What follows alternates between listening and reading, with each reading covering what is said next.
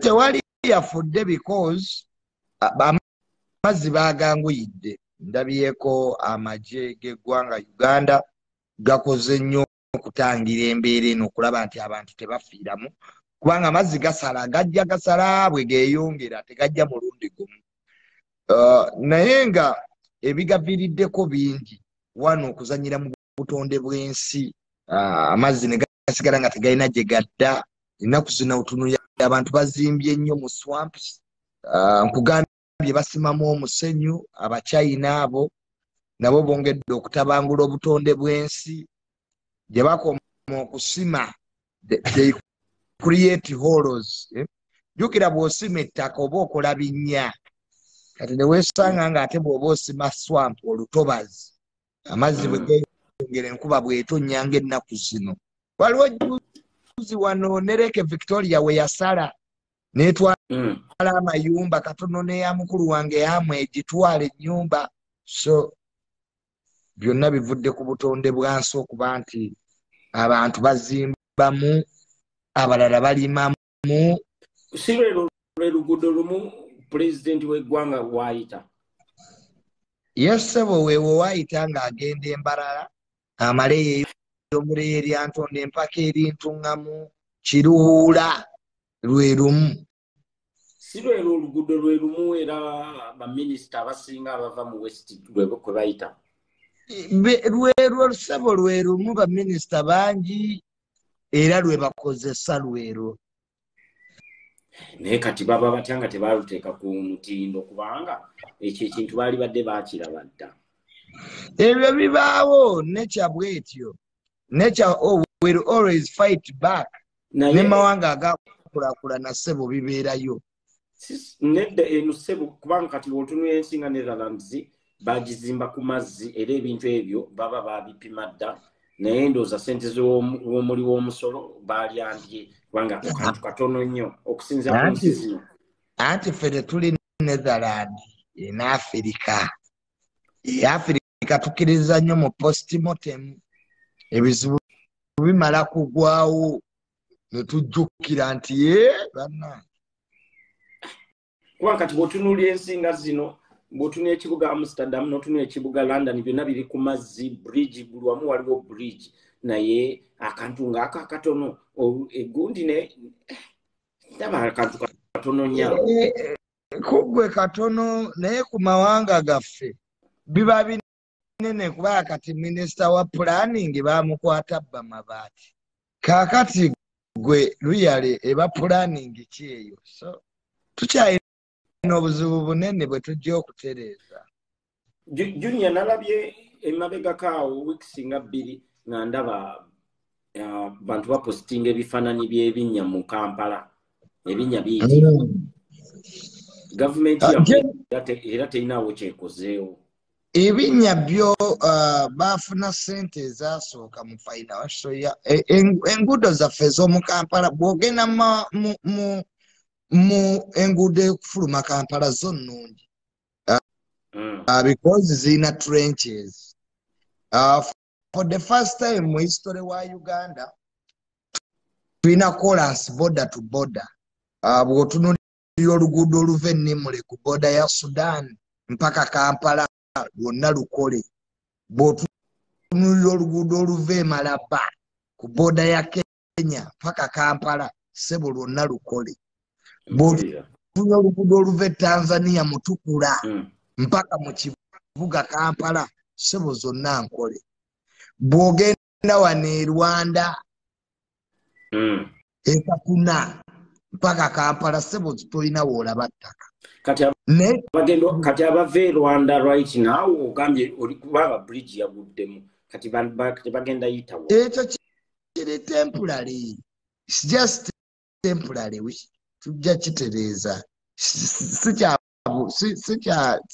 Si kyankomeredde. We shall work on that. But sebo n'amakubo amalala era gye gali gye basobola okukozesa. Naye kati mubeera mutya nga temukoze enguudo za mu Kampala? Kakati ekizibu ky'omu Kampala kiriwa? Enguudo ezizimbiddwa mu Kampala tezirina trenches, emyali gitwala amazzi. lwaki bwe baali balina ozimba trench abannayuganda abamu bazimbawo dda.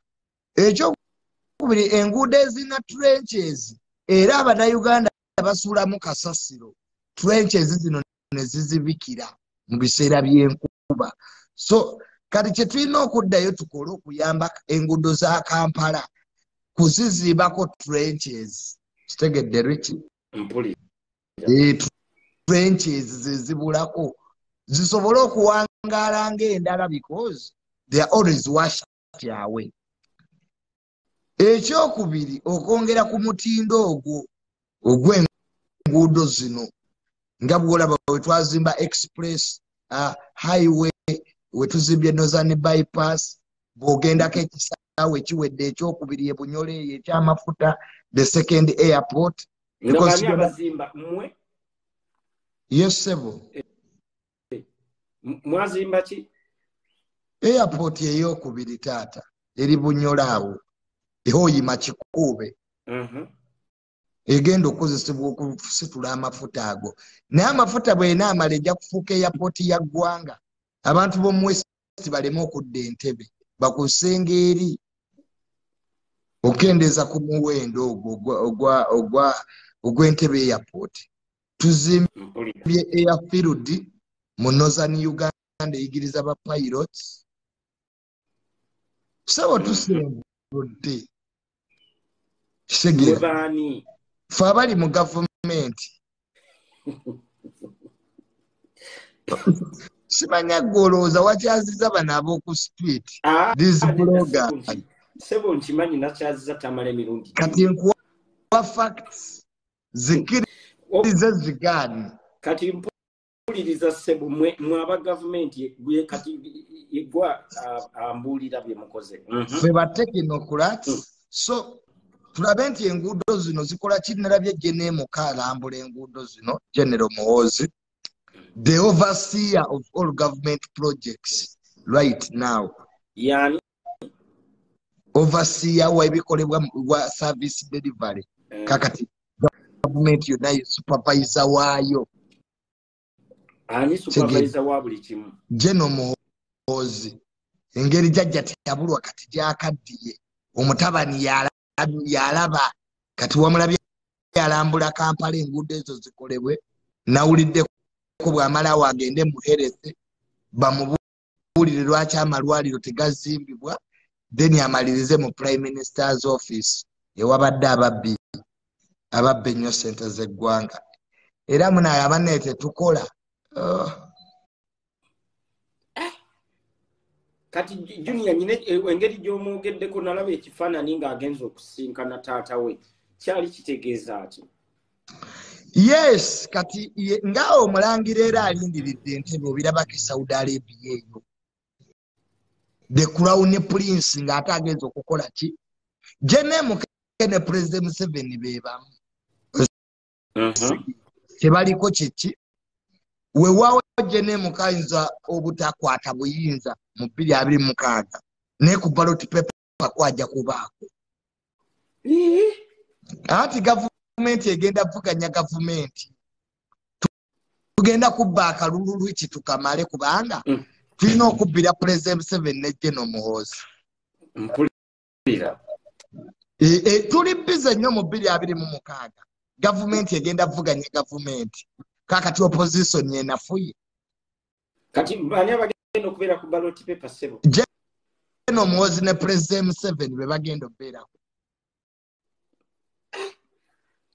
Kyebayita gendi mandaling. Ane tugenda okwo. Banne gavumenti egenda okubba akalulu. Kati obusigalawo tubuwe Bobi Wine. Bwe tumala okuggyako obululu bwa President Museveni ne tujjako obwa General Muhoozi, then yabunasigalawo tubuwe principal w'emagere Bobi Wine. Tetwagala aviiremu awo.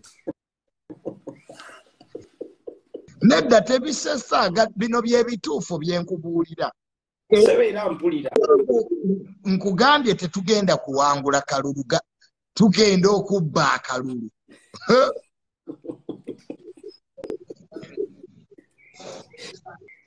Soko ntenderezeeko. Bakuwe ku kyokunywa. kubanga tukyaliwo program ya video yakatandika. Nze munaye nze sikolanga nnwa.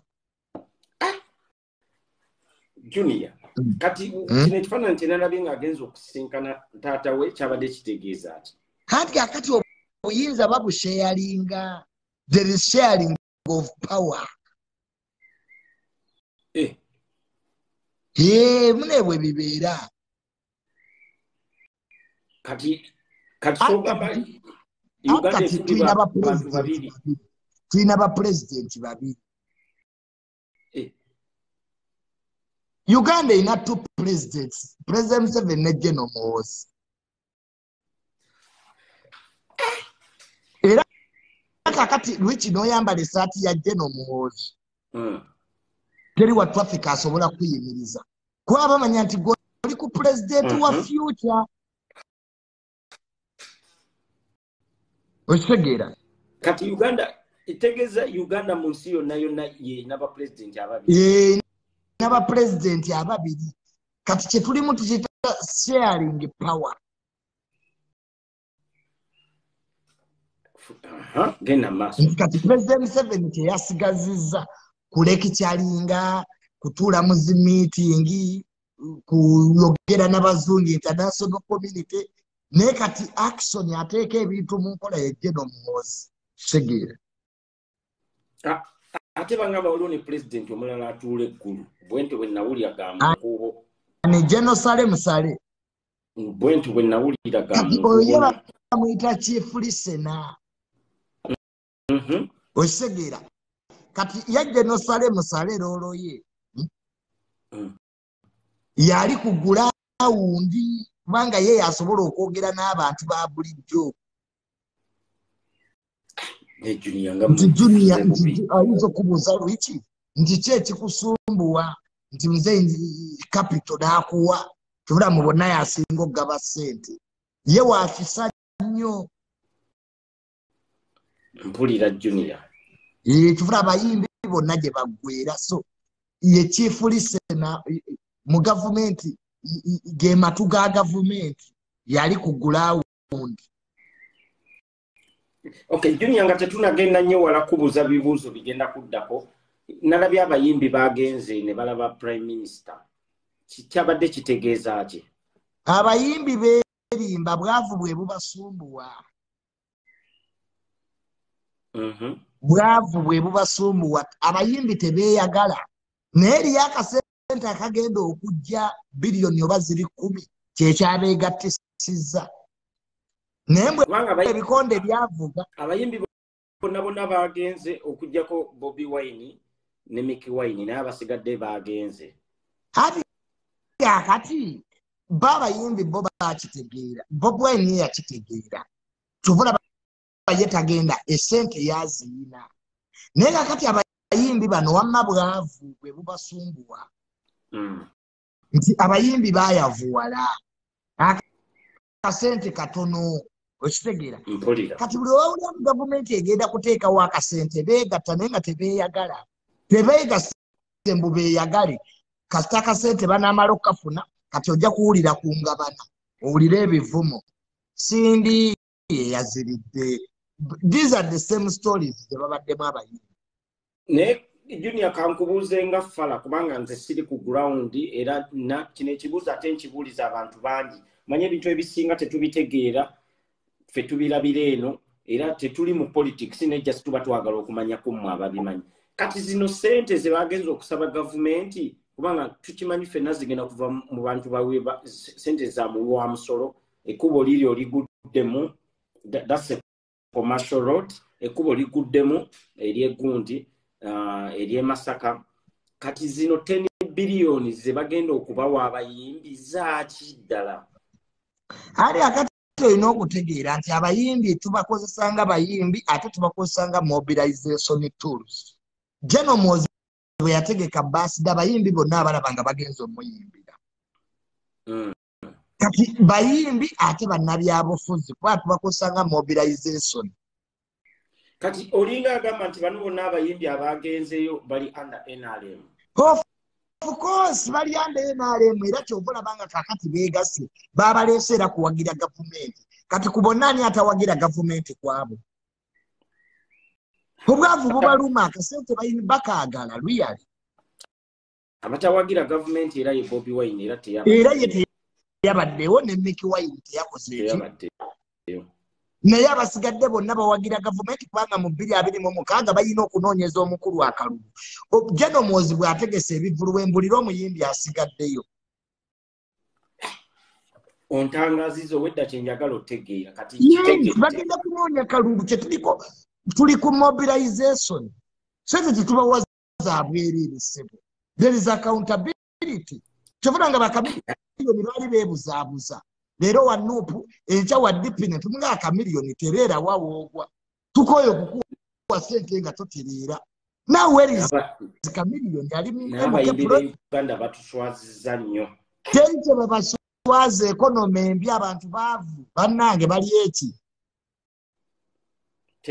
tetubadde tetubawagira mu concerts zaabwe ate akati concerts ku 5,500 n'owofuna abantu 10,000 ze sente mmeka lwiki oyinako producer oyinako promoter naye kati bano abayimbi tebasobola kukiraba nti amalwaliro si malungi nti enguudo zituula oluguudo luguddemu tebasobola biraba ebyo ne bamanya nti sente ezo 10 billion ze bagenda okugabana zisobola okukola ekintu ekyamaanyi gwe sebo gavumenti nguudo n'amalwaliro sige gagiteekako njagala okuva n'olwaleero yiga ebyobufuzi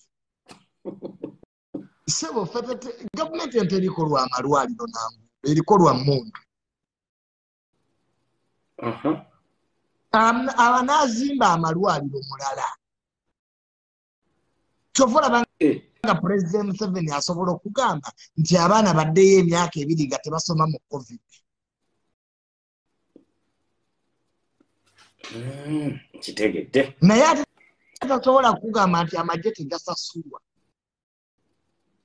kakati gwe byoliko ebyo bya gavumenti zammwezeebwe wana Uganda enguudo embi ze zibatwala mu loogi waliwo loogi eri ku luguudo olulungi batuuka don't joke with them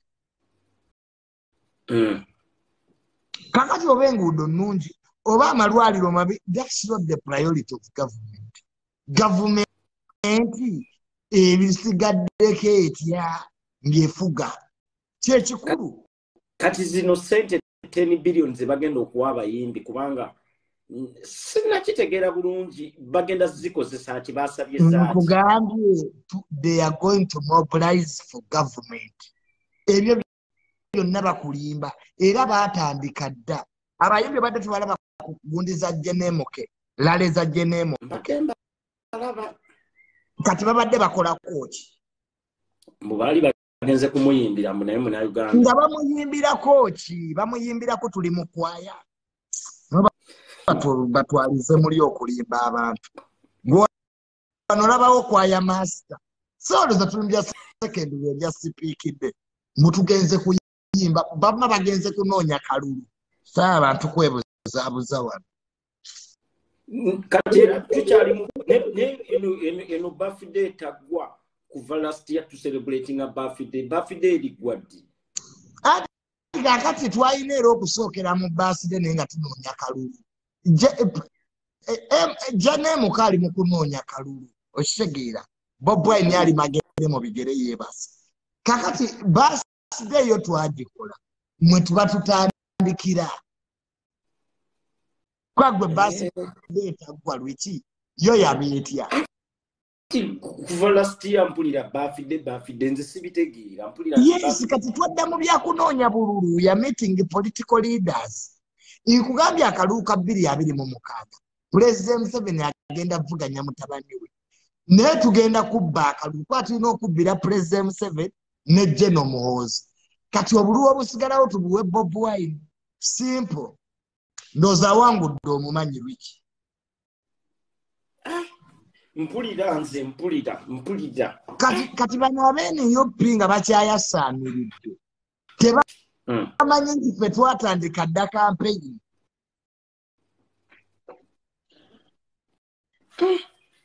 bino bulijjo be mulimu lwaki mutandise kati okucelebratinga birthday edda nga temwazicelebratinganga Hati kakati kyekiseera project Muhoozi project yatandika dda naye nga bati ogyogerako bye byaleetera bajeno Sejjusa obuzibu kwasama yasama musimanya waliyo project nga gyeri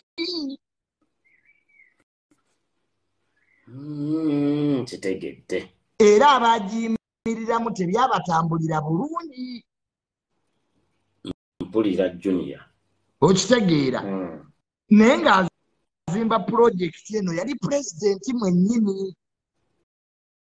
mpulira era kati ekiseera ne kituuka n'agamba General Muhoozi now this is time kyekino ekiseera kyova olabanga abavuga pulojekiti ya General Muhoozi bonna bamemba ba First Family Uncle Toyota muganda wa pulezidenti Uncle Nzeyire muganda wa pulezidenti kati obalwanisa otya waliwo nayambala engoye ez'ebbeeyi alina obuleefu obwa white gwe bayitaano togamba Toyota oyo ayambala engoye designer ye ayambala designer yes oyo Uncle Toyota chairman gw'ogamba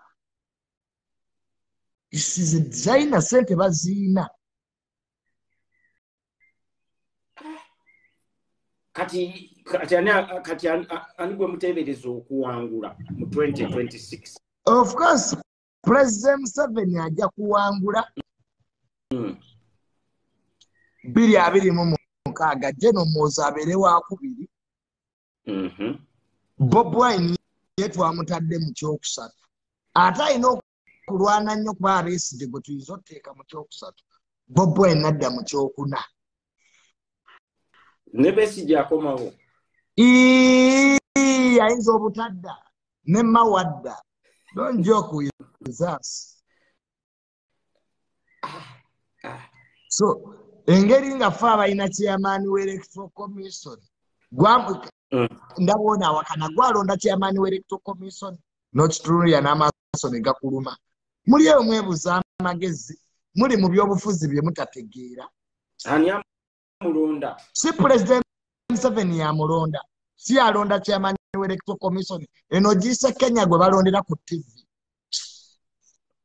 omulimu gwa chairman w'electoral commission ku announcing nti President Museveni yawangudde ebisigadde n'abirekera amagye kati Bobi Wine yamulonda bamulonda kulangirira Bobi Wine n'obitunuulira maye bivuuka mwe mwebuuza amagezi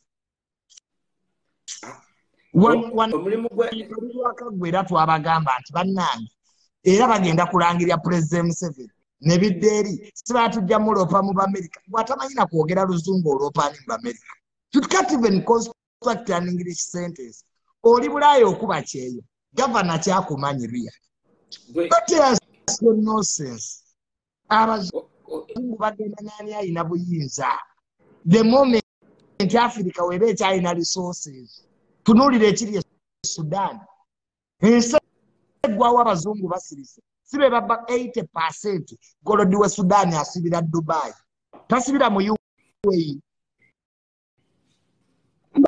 kati obadde ogamba omulimu gwa electoral commission chairman gwakulangirira ani President Museveni nti yawangudde oba ayina obululu oba tayina akola akalulu si yalonda alangirira akalulu yakola akalulu okitegedde Lwiki nkitegeera mpulira isi chairman we baba bamulonze nga President Museveni yamu gomanyi nti oyo omusajja chairman w'electoral commission alabika agenda okulangirira akalulu ako ng'abaana be bali ku gun point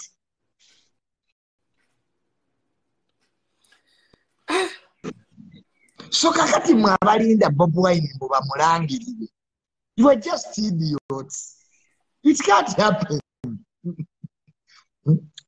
mpoziko nga nubiyaniri nze Bobi Wine yaŋŋamba mbwe ayina Abamerika talina mu Amerika gw'ayina ayina nubiyaniri n'eddi mutwe Abamerika balina naye kati Junior kati olinza kukola otya nga gavumenti ekyuse mu maaso ng'ekyuse mu nsi muno Lwiki opulira bulungi tosobola kuwangula bantu bakusinga kusoma ng'ate bayina sente you can't defeat people who have money and education bano abasajja abatufuga basomye mwe muli mu Mariachi muli mu Poko Joint abaganda muli ambizi baba tusinga sente batusinga ebitabo genda mu ministry olaba abaana abasoma abaana basomedde Harvard Kubbira omanyize ebintu bya politics sibimanyi nnyo era sibitegeera naye mbiraba ku TV tulabye gavumenti ezimu nga abantu abamu boogeranga ggwe boogeranga abalala naye era nezimala nezikyuka kankubuulire mu Uganda nga toyina muntu teri gavumenti gy'ogenda kukyusa myaka 37 abasajja batufuga ate bakyatufuga kubanga twalema okumanya ne tukyawa okutegeera myaka 37 goloza abayudaaya bandifuza Amerika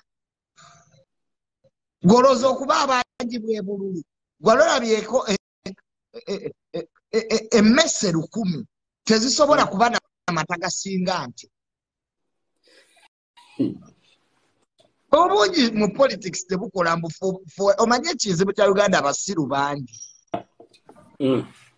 bo balowooza mbu kubanga abasiru muli bangi musobola okugjako gavumenti teri gavumenti gye bagirako kamwokya mbuli pulezidenti wa Uganda yali akutta obuyinza ng'ali kamwokya mumbuulireyo Sir Edward Muteesa obuyinza bujja kamwokya Obote yabujja kamwokya nabagamba dda bagende balwane bali maloogi beebase to get power in Uganda go to the bush. Uganda is a military government. This is a military society. Kenya tefugibwanga ko jeno. The history of countries give us the president we have. Ebyafayo by'amawanga bye bituwaani atufuga. Lero Egypt agifuga Field Marshal Sisi Al-Fatah. Muhammad Murusi civilian yamulemerera. Eyo Egypt gyolaba. Uganda. Kenya yali efugiddwako jeno. Sibimanyi ebintu by'obufuzi era mpulira ku Kenya tobulaba na Kenya balina ekyejo. Kenya balina ekyejo bakwata isi chairman ebitoji wanogezaako olabe. Olabe mboko YSFC wenyoka. Wano bagenda okulangirira akalulu nga opposition leader bali mayumba gaabwe. Bobo ente bamugalirayo. Banyama kubemboke Kampala. Wanemboke enyoka gendo twatwala kama jega fe Kenya ne gaba kuba emiggo ne batigaba naye enemboke etukubanga ye Uganda wano bakuba ebyo sibanya human rights abanupu basoka ne bagamba mu president afuga tebamumanyi kusawa ya leero bamumanyi era lumbuye yafubutukanga mu mpuku kusimanya president aliko tetumumanyi kati lumbuye tamumanyi kwebuza magezi genda ke Rwanda eri organized lwa genocide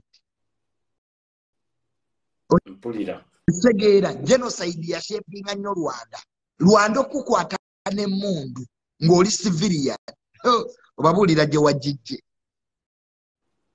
kakati ebyo bikola mwaga amawanga Amerika wali right sibanya right of speech wano mu Uganda oyogera byoyogera naye kasito omala okubyogera ojja kwejjusa togamba tewaliwo freedom of speech babuloga tebadduse abamu tebazzeeyo mu byalo babuloga badduse ne ba YouTuber Kakalamu kati namusanze Kakalamu ali ku boda atambula amaga don't joke with the state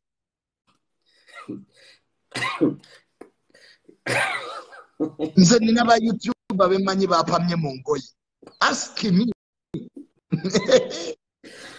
teri YouTuber yega tebayita gavumenti wangi ba YouTuber bakoze batya nina YouTuber bemanyi bapamye mu ngoyi kukyatuuse kujjajja isima ba YouTuber abamu benyampidde gye bali beebase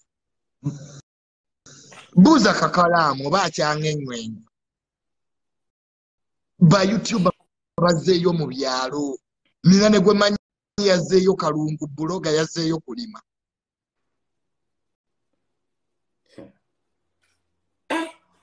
naye kati bwe tudda ku mbeera y'aba YouTube abo YouTube twabalabyeko nga bagenze omusajja tebamuleseko na kuwummulamuko wadde lwaki temweyisa bulungi gwasiiba nabo bakoze ki ba YouTuber bagenze wa muzeeyi wa Isima bamubuuza ebibuuzo ebyekisiru ebyo fulufiga yabyogera ebyo tebuli mu makulu ba YouTuber tebalina musango ba YouTuber wamma gwe bakoze okisegeera omuntu yenna ate ba YouTuber mbebaza olwokuba ati batuusa abawulire ku bantu nze lwe kinina abantu abankubira olwaleero omuntu ali Singapore nagaba banejjo nga kitala ebintu nakabitegeera kati nabirabye ku YouTube okisegeera so ba YouTuber bakola omulimu gwabwe okusaasaanya amawulire gatuuke ku bantu b'ebweru okisegeera ne kakati ekiriwo waliwo wano bulemu games kati ze zitandise kwa kati tunazuula batemu kati mutandise okwesongamu engalo ba YouTuber tebalina musango naye kati kyolina okutegeera nti mu YouTube engeri omugenzi Isima gy'abadde aziyimirizaawo ba YouTuber abamu bagenda kwavuwala badde mu kyalo kubanga yabadde asinga okubayimirizaawo n'okubawa content tegeera abamu bagenda kudda mu byalo era abamu ba YouTuber babadde bakaaba si kubanga nti Isima yafudde babalamu bagamba ayya abamu babadde baalya n'amalooni kubanga abantu babadde bayimirizaawo YouTube asooka Isima addako ndooza ggwe ne Kaye kakati ba YouTuber kyekyo kyokka kati ekiriwo bambi bawulira bubi tegeera Isima yabadde bambi abayimirizaawo abasinga obungi era kati bwolaba muganda wange Kakalaamu ng'azirise teweewuunya abantu bagenda kwewa obutwa kati ani agenda okukola kiva e Bulaaya maana awulidde waliwo abaagala okumusikira badde mu kifo kye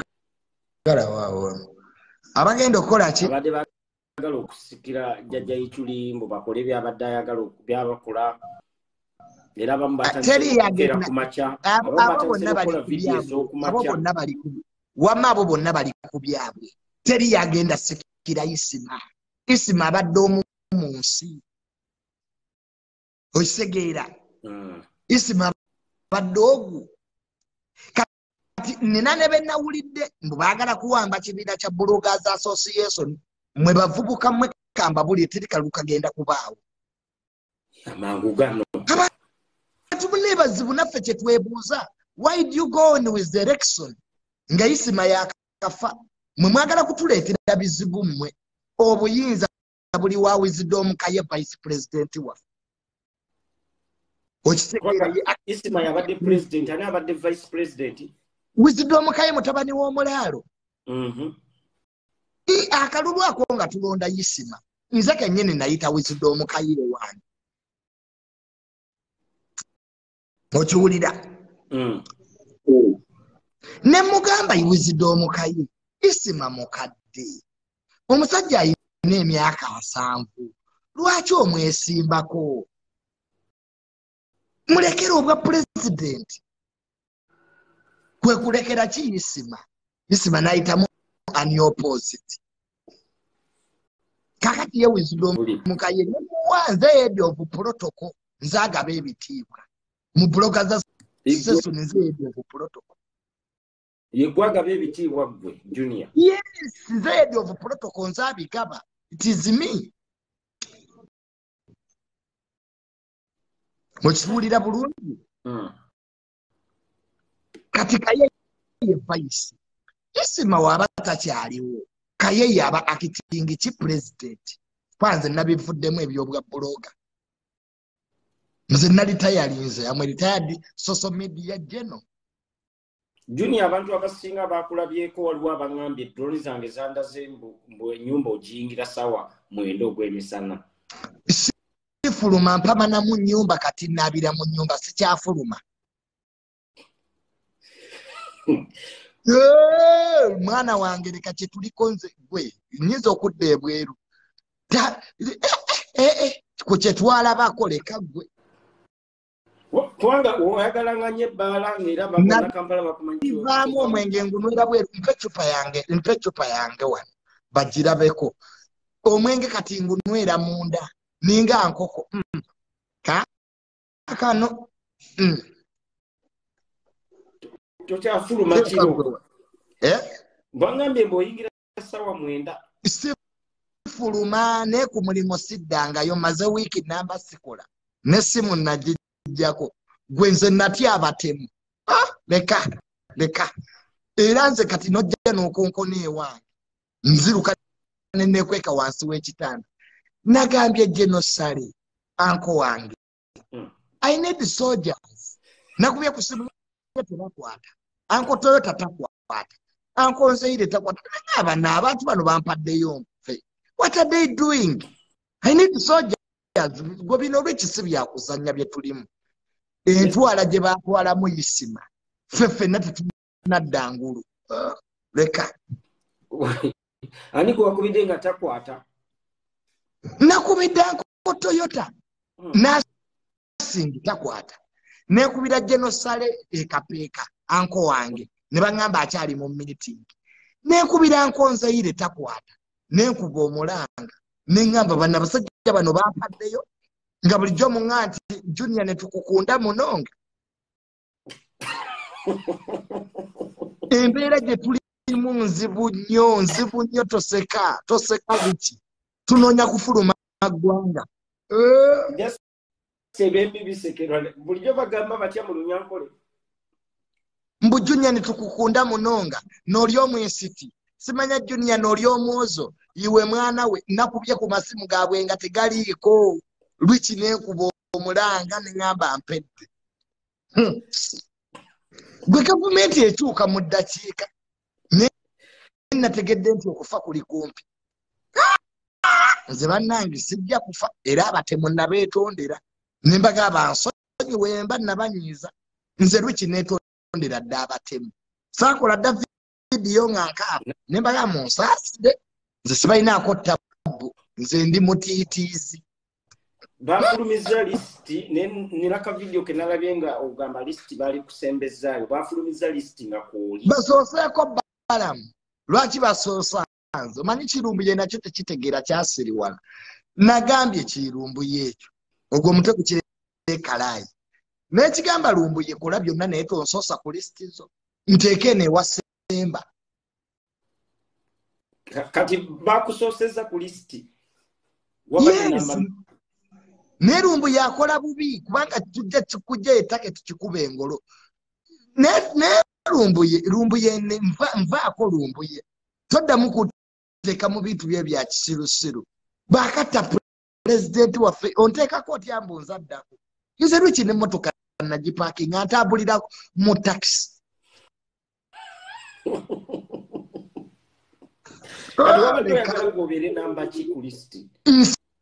nsembeyo waliwo n'abantu bangi nnyo olumbuye basobola okusoosa abantu bangi babya ssente za gavumenti lwaki tateekaka tamale nabbaani luyali lwaki temunneesonyiwa bannayuganda mu obutaagaliza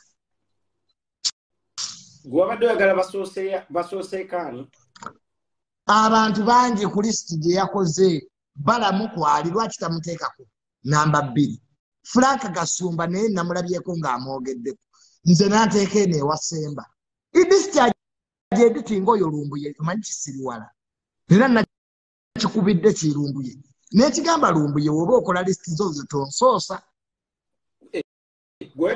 kati gwe lwaki oyagala bakuteeka eno awasemba ndi muto nze mu lisiti nze asembamu obuto abalala basooke baffe nedda tugendere ku bya myaka wamaafa abatofu ababa basembayo liki amustiru yanga okitegeera nkyali muto okufiira mu bintu bino social media nagiwummudde kitalina muntu gwenvuma kati nkitegedde ku lisiti gwe balisembesa kuba gwasingako obuto yes exactly nenerumbu yabireeta nenekisiru kizibu kwalumbuye okumanya naye tategeera kakati yewe abula wano we yeewamba nga tetwamubeerako lumbu ye teyeewamba wano ne balya dola emitwalo 7 nakyo kiyaaye wamma kiri awo saatidde buti gamba Junior natidde entwala gye baatwalamu pulezidenti naye n'abatemu nabo beddeko toyinza kuba muntu masasi mangi bwegatyo omuntu mukuba amasasi 2 gamala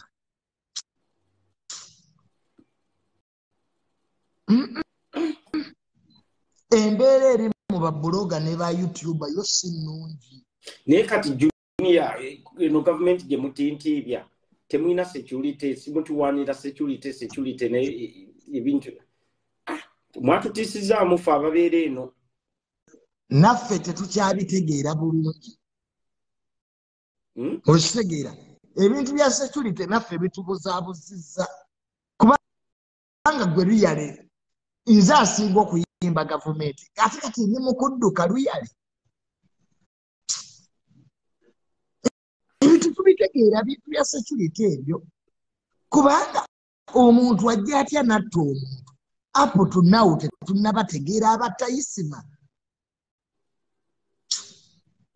olaba namwe mutiddemu tetuyinza butatya kubanga isima sikulimba kankubuulire yo security yeeyina okwetereeza kubanga emundu yokka eyatayisima nze isima mmanyi bamuttisa busungu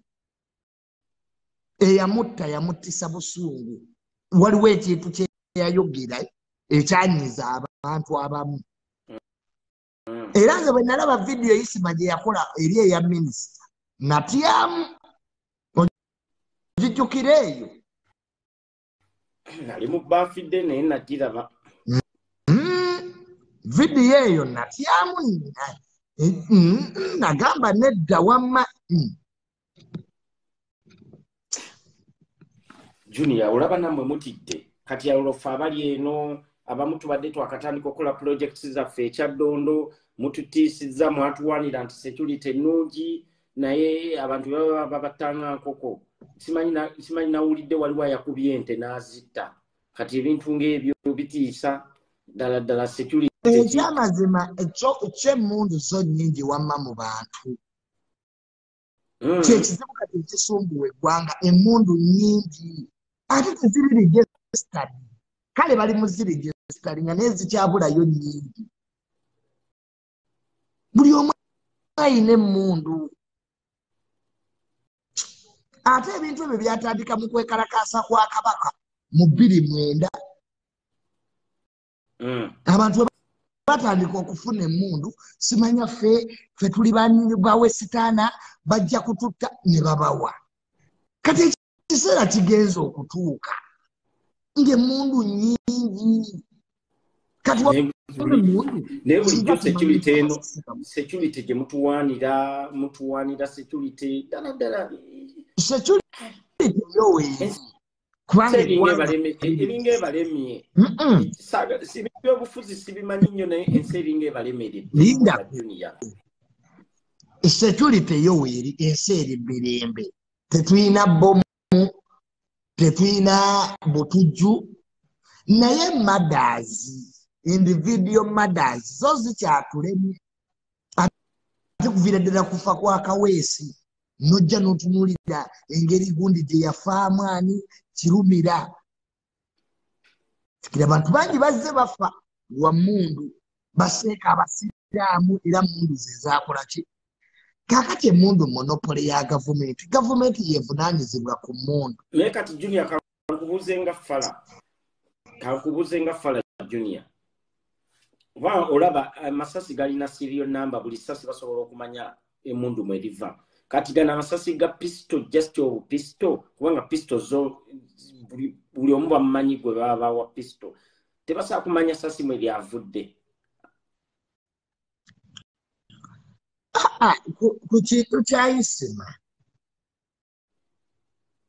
poliisi kubanga madda ya isi manyangu okuzuula omutemu okiwulira nyangu nkimanyi ekyo nkimanyi kyangu nnyo okisege naye ate era nzi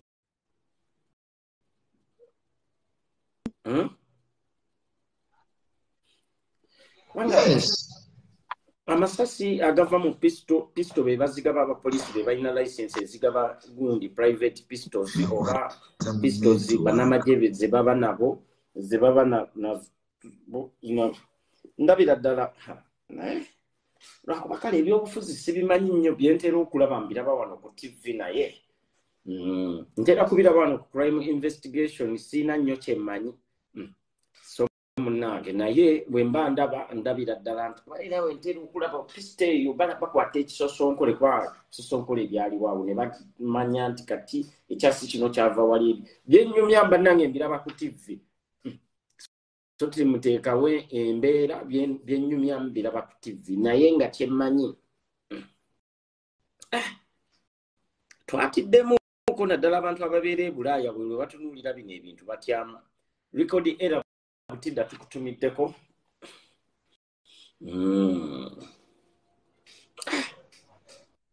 Junior.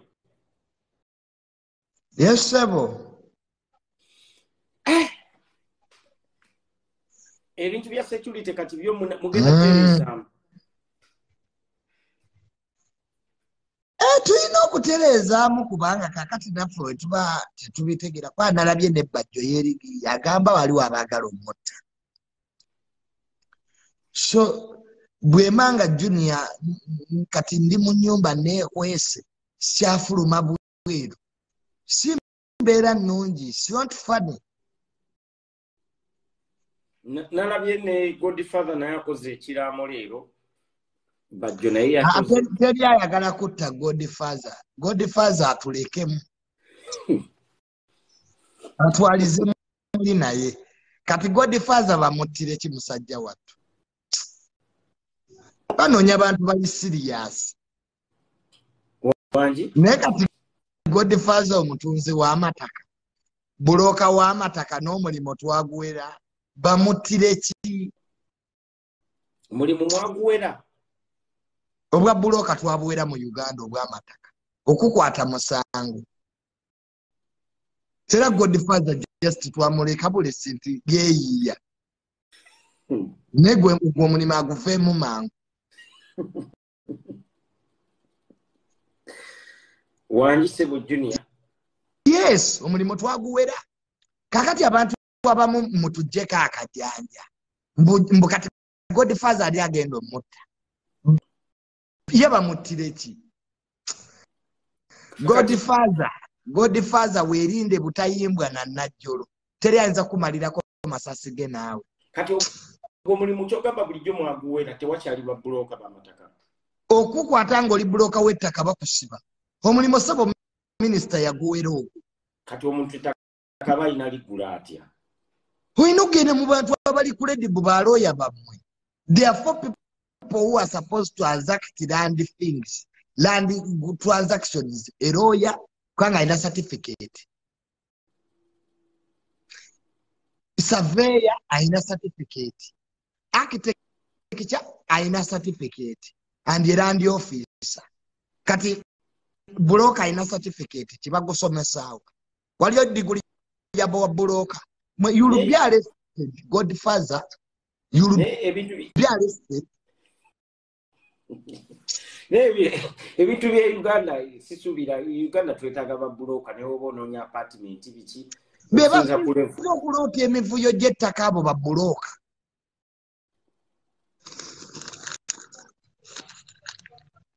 Osegeera batunda amataka emirundi 3. Butoli ankoti abantu babaguziza amataka emirundi 3. Ndiwulira. Kati buloko namusiba otya. Ataina waliwo amakampuni agali credible agakola ebintu ebyo. Amakampuni gaweebwa license. Naye kati Godfather ava mu kampuni ki? Seba aina company bagita Godfather Properties. Aleka registering Godfather Properties. Ani ajiwa license? Who is that? Mbulide ncha mokubiri. This criminal. Ya kuyingira nyo business ye kubanga siyingira nyo business zitangwata kunaye. Okay, Richie. To same, I'm talking as a land officer. Mpa idea. Get me my idea liwa. Omulimo gwa broker twaguwera. Mbate sikimanyi ekera nso se kiwulira wano. Okwatira ku land office ng'oli broker, you'll be arrested.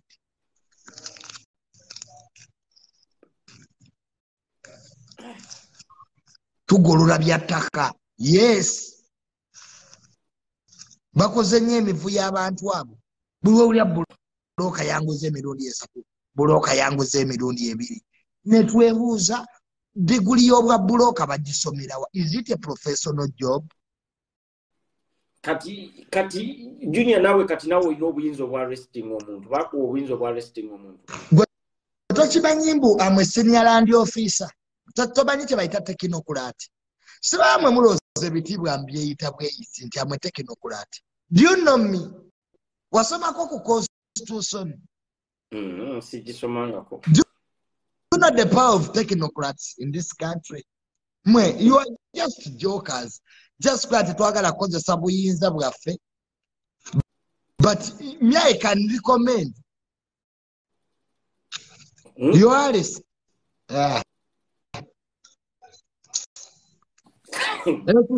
Ekizibu kati era kye tulina nti really ffe batekinokurati kati ebizibu bye tusanga nti society yaffe abasinga obungi era temutegeera mateeka. You don't know law. Mu ggwanga eddala kye bayita tekinokurati okimanyi. Nze tebale singa nina abakuumi. Naye osanga omuntu nga bamukuuma ayina amasabo. He is protected. Nga nze tekinokurati kati sibapa baali bamukuumira ki. Nga nze tekinokurati siina bakuumi. Amwe senior officer. Osanga omusawo muganda nga ayina essabo naye nga bamukuuma. Yes, nga ate nze tekinokurati I don't have protection. Kyekitwewuunyisa mu ggwanga lino. N'osanga omubbi lukulwe ayina abakuumi. N'omugaga gwe bakuumira ki? In other countries, nze tamale singa level gye ndiko ndala. Siga sikyajja na ku live zammwe. Nga ndi very busy ndi mu research. Naye kati tuyinamu kati abantu betuwa ekitiibwa nga ggwe Richie nti you have made your name. That's why we come.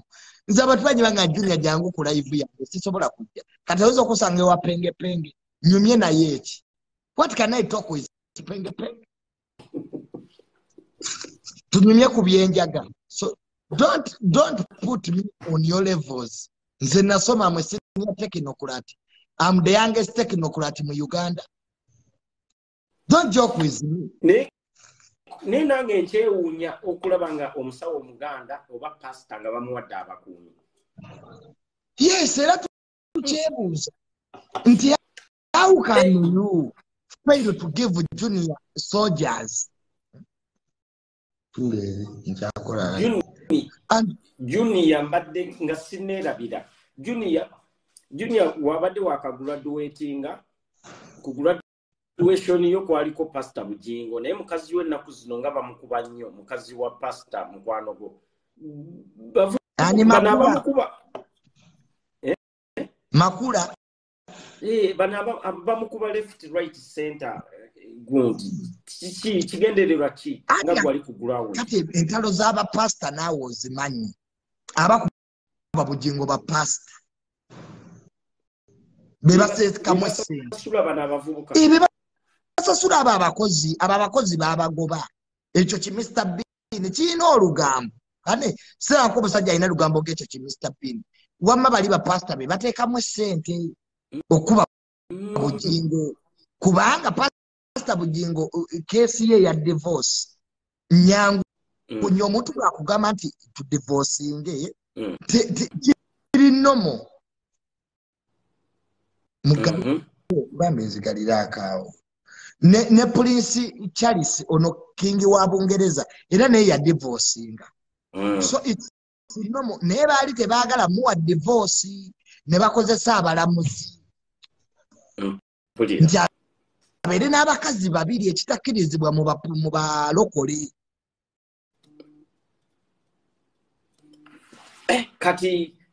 Kati bano abavubuka abasajja abo lwaki beesibye nnyo ku Suzan okusinga? Ati beesibye nnyo ku Suzan lwaki? Ekiruma bali bapasita abalala. Omanyi makyaki ago babanga abakola obwakabaka. Nti kati bw'otulinya Jessica Kayanja yalwaninga kyaki yaani ya Pastor Kayanja.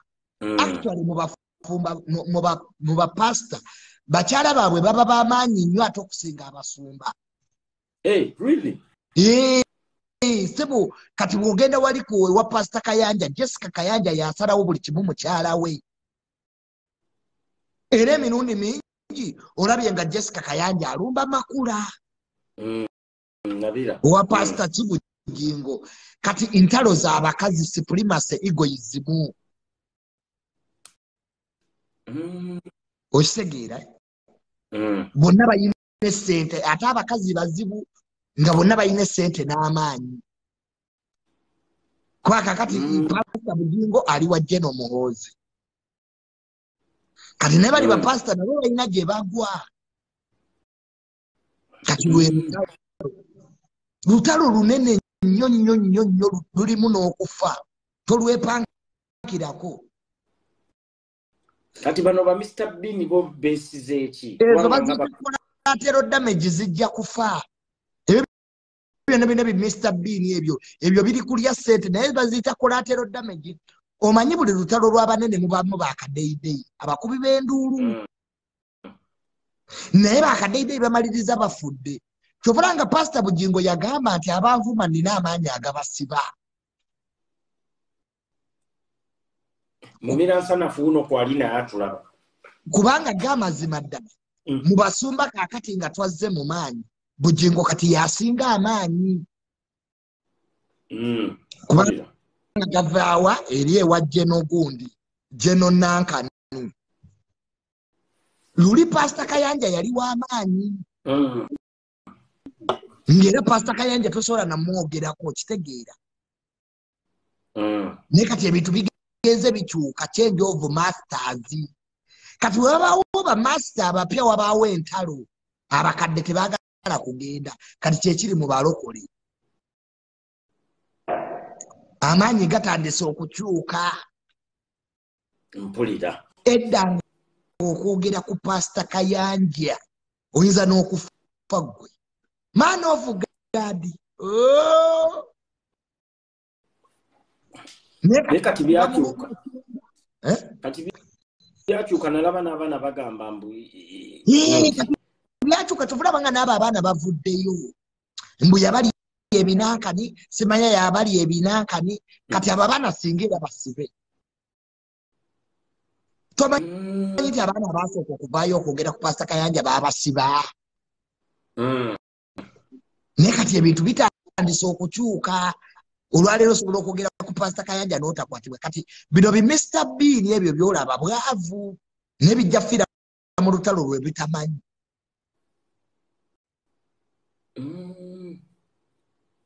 Ezo bazita collateral damage mu ntalo. Bijja kufa.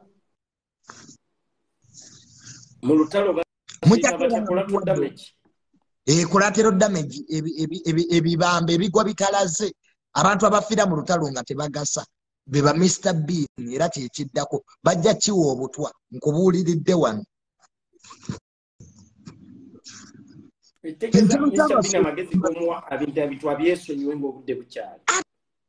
Omuntu oyogera nnyo n'obaako wookoma ekisinga okuttisa abantu kamwa. Okitegera buli w'oyogera n'osukka w'olina okukoma. Byenda byabasinza okufa obutwa. Okitegeera. Neki Mr. Bean wamma kyasama ne kigenda ne kigumya n'ebifa mu kisenge ky'omusajja.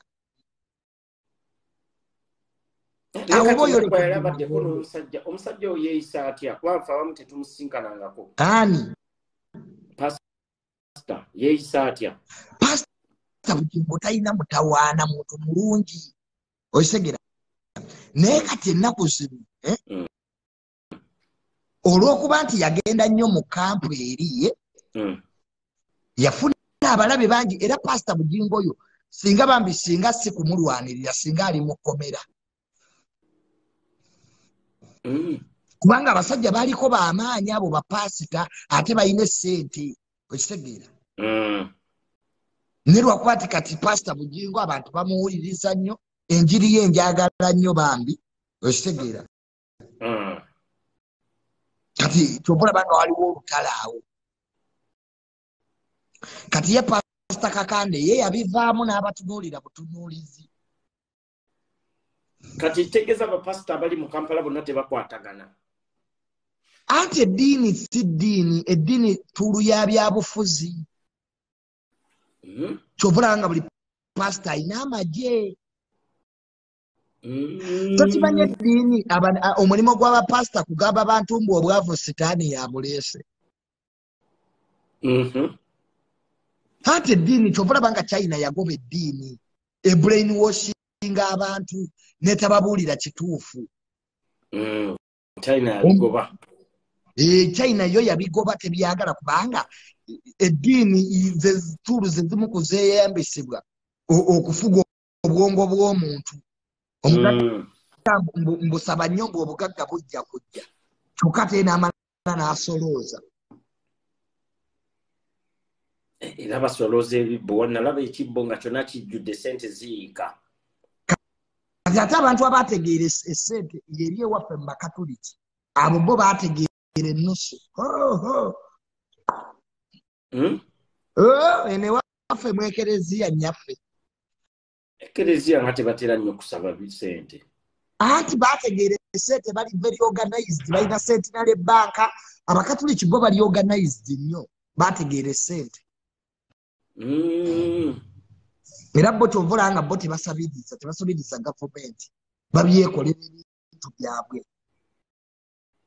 teri wanaasinga bafaaza kulima abafaaza balima genda mu seminale zaabwe genda e Katigondo olabe emmere gye balima so kati mune bapasita basinga obungi baffere babeera mu state house kiro kati tewaliyo pasita yenayina ali ku opposition ati kati nange simulabangayo pasita w'opposition mpozi ko waliwo akaana akato kano akasabira Bobi Wine oba okajjukira kapasita muto kano akaya myaka 7 ye pasita opposition mu Uganda pasita muto wa myaka 8 yasabira Bobi Wine yeka tiekene bafere toseka muganda wange this is the truth pasita chali ali ku opposition bamuyita pasita muto wa myaka 8 yasabira Bobi Wine mu kalulu ye pasita ekali ku opposition abasigadde bonna